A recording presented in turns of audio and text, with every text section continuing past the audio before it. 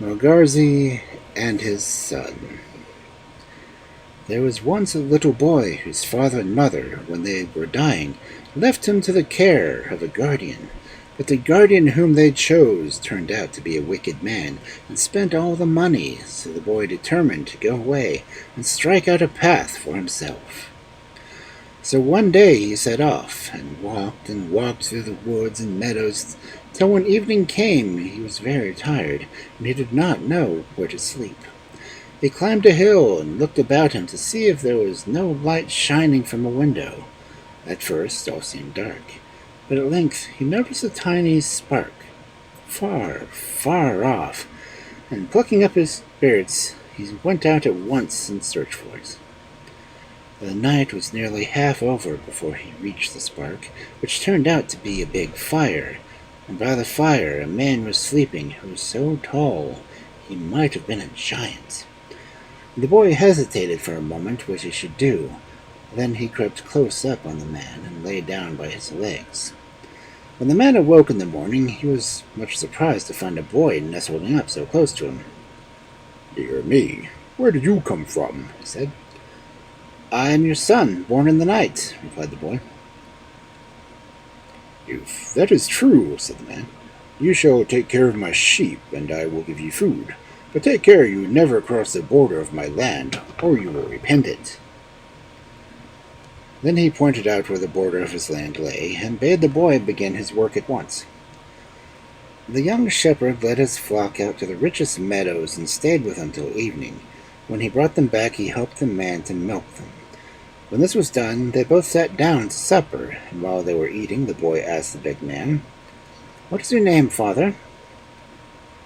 "Mogarzea," he answered. "I wonder you're not tired of living by yourself in this lonely place." "There is no reason you should wonder. Don't you know that there was never a bear who danced of his own free will?" "Yes, that is true," replied the boy. "But why is it you are always sad? Tell me your history, father." "What is the use of telling you things that would only make you sad, too?" "Oh, never mind that. I should like to hear. Are you not my father, and I am not your son?" "Well, if really you want to know my story, it is this. As I told you, my name is Mogarzea. My father is an emperor. I was on my way to the Sweet Milk Lake, which lies not far from here, to marry one of the 3 fairies who made the lake their home. But on the road 3 wicked elves fell upon me and robbed me of my soul, so that ever since I have stayed in this spot watching my sheep without wishing for anything different, without having felt one's moment's joy, or ever once being able to laugh.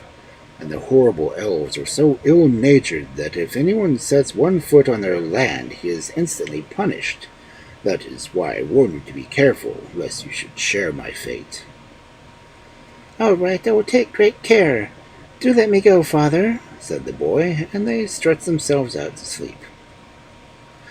At sunrise, the boy got up and led his sheep out to the feed, and for some reason he did not feel tempted to cross into the grassy meadows belonging to the elves, but let his flock pick up with pasture what they could on Mogazari's ground. The 3rd day he was sitting under the shadow of a tree, playing on his flute, and there was nobody in the world who could play a flute better, when one of his sheep strayed across the fence into the flowery fields of the elves, and another followed it. But the boy was so absorbed in his flute that he noticed nothing till half the flock was on the other side.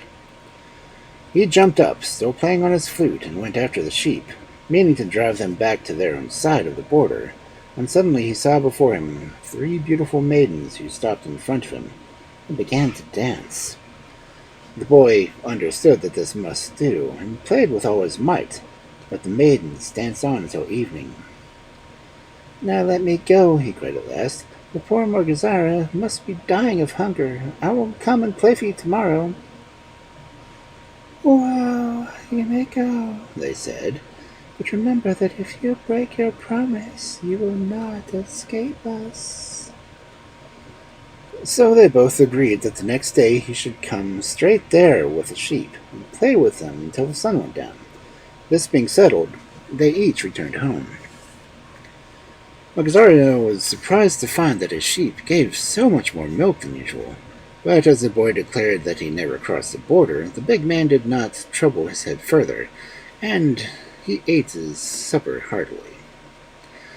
With the earliest gleams of light, the boy was off with his sheep to the elven meadow, and at first notes of his flute the maidens appeared before him and danced and danced and danced till evening came. Then the boy let the flute slip through his fingers and trod on it, as if by accident.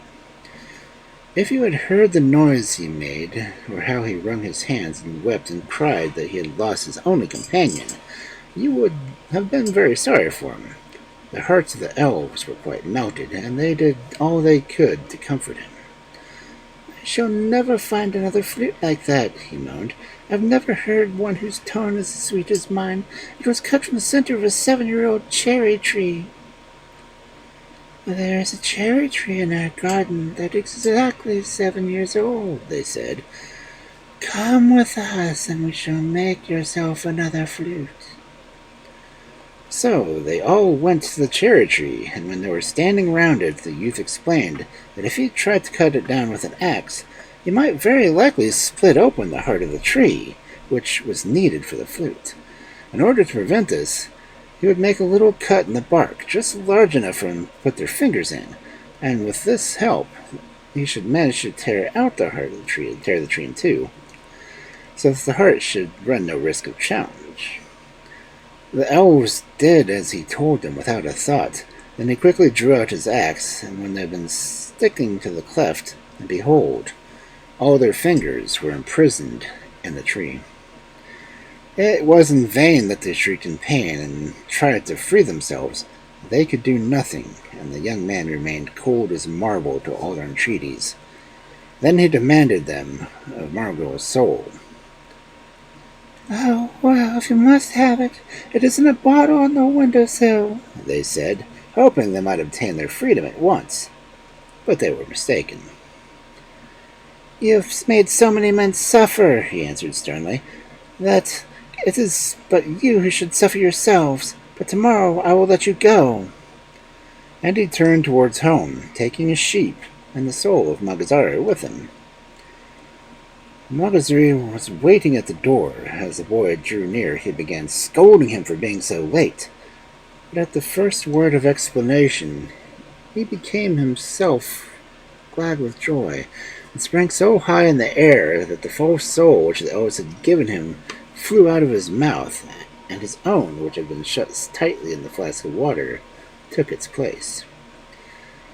When his excitement had somewhat calmed down, he cried to the boy, "Whether you're really my son matters nothing to me. Tell me, how can I repay you for what you have done for me?" "By showing me where the Milk Lake is, and how I can get one of the 3 fairies who lives there to wife, and by letting me remain your son forever." The night was passed, and Mogarzea and his son in songs and feasting, for both were too happy to sleep. And when day dawned, they set out together to free the elves from the tree. When they reached the place of their imprisonment, Mogarzea took the cherry tree and all the elves with it on his back, and carried them off to his father's kingdom, where everyone rejoiced to see him home again. But all he did was to point to the boy who saved him, and had followed him with his flock. For 3 days the boy stayed in the palace, and receiving the thanks and praises of the whole court. Then he said to Mogarzea, "Time has come for me to go hence, but tell me, I pray you, how do I find the sweet Milk Lake? And I will return and bring my wife back with me." Mogarzea tried in vain to make him stay, but finding it was useless, he told him all he knew, for he himself had never seen the lake. For 3 summer days the boy and his flute journeyed on, till one evening he reached the lake, which lay in the kingdom of a powerful fairy. The next morning had scarcely dawned when the youth went down to the shore and began to play on his flute. The first notes had hardly sounded when he saw a beautiful fairy standing before him, with hair and robes that shone like gold. He gazed at her in wonder, when suddenly she began to dance. Her movements were so graceful that he forgot to play, and as soon as the notes of his flute ceased, she vanished from his sight. The next day, the same thing happened, but on the third he took courage and drew a little nearer, playing on his flute all the while. Suddenly he sprang forward and seized her in his arms and kissed her, and plucked the rose from her hair. The fairy gave a cry and begged him to give her back her rose, but he would not. He only stuck the rose in his hat and turned a deaf ear to all her prayers. At last she saw that her entreaties were in vain, and agreed to marry him, as he wished. And they went together into the palace, where Mogarzea was still waiting for them, and the marriage was celebrated by the emperor himself. But every May they returned to the Milk Lake, where they and their children and bathed in its waters.